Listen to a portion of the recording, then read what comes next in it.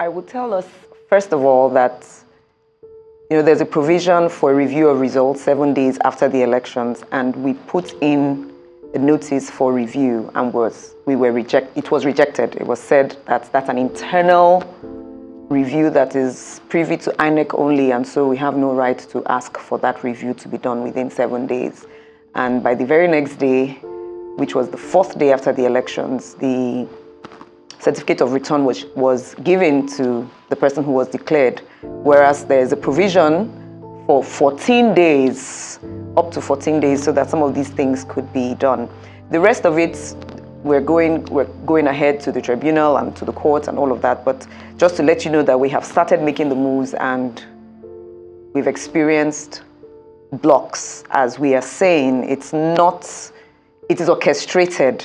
It's nothing happening, it's happening by chance. There is an orchestration to stop us and to stop the Edo people, much more importantly, the Edo people from having their mandates received. What sort of blocks, if you like to Just this one, I would mention this one. We've made a number of requests for certified true copies and other documents that by law, by the Electoral Act, allow us ask for. But INEC has come up with all sorts of excuses. Some of the details I wouldn't want to go into because they will be taken to the next level legally. And that's unfortunate because it's not the first time we've heard of such blocks coming into play when it's necessary to prove one side of the story. But what lessons have been learned through this entire experience from the start? Lessons learned. Any new lessons? I'm not sure. Reinforcement of some of the disbelief that we've had in the past, seeing it play out again, and this time brazenly so. From the elections in Imo, Kogi, and Bayelsa, you would see that the Beavers accreditation was even done, was uploaded to the IREV, so you see the snapshots of the ballot, the result sheets, and then you would also see that the Beavers accreditation was shown. This time there was no Beavers accreditation even uploaded to the IREV, so it's become worse under the watch of Professor Mahmoud Yakubu. Constantly, every election under his watch seems to progressively get worse. So I don't know if it's about lessons learned or we should all be aware, because the state elections, Edo state elections are not state elections. They're conducted by the federal. So every Nigerian, every African should be aware, because this is leading to another statistic where people will say, it's in Africa that we have kakistocracy, where the worst of us will lead the best of us through lackluster exercises like this that should be transparent and upheld by law. So it's for everyone to be very well aware that every voice out on the street, like at the protest, as you saw yesterday, I was there live at the protest. It's not about us making noise or just trying to play or cry foul. No, it's showing us that if we are all not speaking up together, Nigeria is getting worse right before our eyes. We've said several times we want strong institutions, not just strong men or strong women in leadership. And the INEC as an institution is showing that it is strong in doing what is wrong rather than upholding its own laws and regulations. Now, I'd like to know what the security situation was like, at the protest yesterday. We do know that the police have deployed extra personnel to Edo State, to forestall any breakdown of law and order following the aftermath of the election. So what was the security situation like? There were a number of police officers, as the videos will show. I will say that there were fewer than the protest on Monday. When I joined the protest on Monday, it was a whole crowd of police officers. Minimum count right in front of INEC would have been about 60. Yesterday, I'm not sure we had more than 25 to 30 of them, but they were there in good number. And how is the candidate and the rest of the team, how are they faring? And I ask that only because there's a lot of discussion about why maybe individuals don't venture into politics too much. The backlash, the amount of emotional toll, the financial toll. A lot of discussion has been had about whether or not Asue Ighodalo will stick in the political space or if he will go back to his original place of comfort, that politics is very uncomfortable to even just get into. So how is the team faring? Asoi Godalo is a man of courage and he's a man of boldness. So he's in good spirits. He's hopeful. We all are hopeful and all eyes are on the judiciary right now because that's the only possible savior of the current mess that we are in. And we know that, I know there are concerns and of course phone calls. People are saying, na them get yam, na them get knife, no me gonna no try am. But we cannot but believe. Asoi Godalo and Osare Odion Ogie are both lawyers. And Aswe, over 40 years, very successful at his practice. So he's one who does believe in the judiciary system in our country. And he's hoping that true to our belief, there will be good results to show. We have a new CJN. We're hoping that she would uphold not just the hopes of Nigerians, but also the oath she has sworn to and the rest of the judiciary. So we're keeping our spirits alive and well. People are really saying a lot of, oh, shouldn't we make una? But we can only go forward by trying, because if we don't, then we've all given up collectively on our hope as a country. And it's too late for that. There's only one way to go forward. Now, according to the APC, the election was free and fair, and civil society organizations who said otherwise were politically biased, and their findings lacked credibility. In fact, the APC believed that the current governor was fighting too many battles politically, which ultimately led to the party's loss at the polls. I'd like you to react to that. I would like to use an analogy. You have a phone, and then you go into a shop or you go into a market, a very busy place, and somebody takes your phone from you. And you say, hey, thief, oh.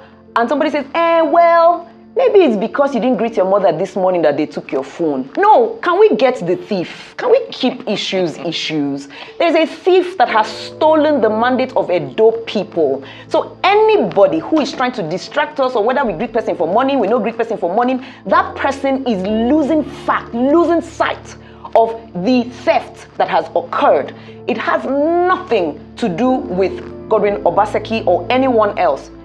The confidence and where we draw strength and joy from is that from every result we were receiving from the polling units, we won the elections. Then it was stolen like a phone in the marketplace. Right now, it is the thief that should be caught. Don't ask us question whether we wash hand for morning. Return the stolen mandate. Don't ask us question whether we greet person, we no greet. Look, those are distractions that have nothing to do with the matter at hand. The mandate of people have been stolen under the cover of darkness because the police was there on hand to barricade the INEC office, allowed only APC members into the State Collation Center, where it is clearly stated here that all agents who include candidates are allowed in. We have the video to show that Aswe Godalo was kept out and not allowed in. We have the videos to show. So where is the talk coming from? Free and what? No, it was not free and fair. It was hijacked by INEC and the Nigeria police, who should be protecting us. Police should be our friend, but police is showing that they are the enemies of Nigerians, and we need that situation to be salvaged. And there's a lot of talk about INEC and their performance, obviously, their historic quote-unquote dropping of the ball, and it seems that the election season continues. Edo State indigents, how are they feeling about... They're mourning. All right. Edo State is mourning. Sis, send people to the streets of Edo State. The only people celebrating are the thieves.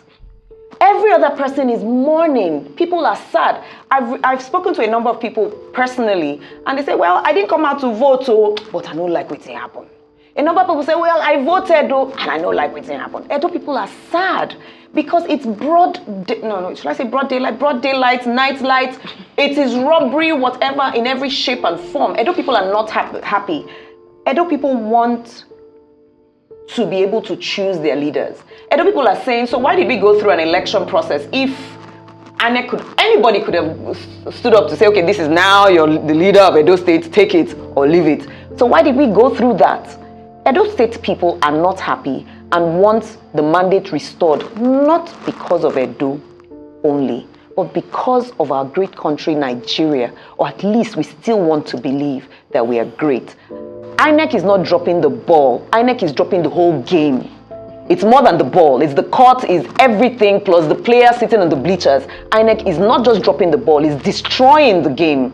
And it's not just about elections, it's about upholding the image of a country.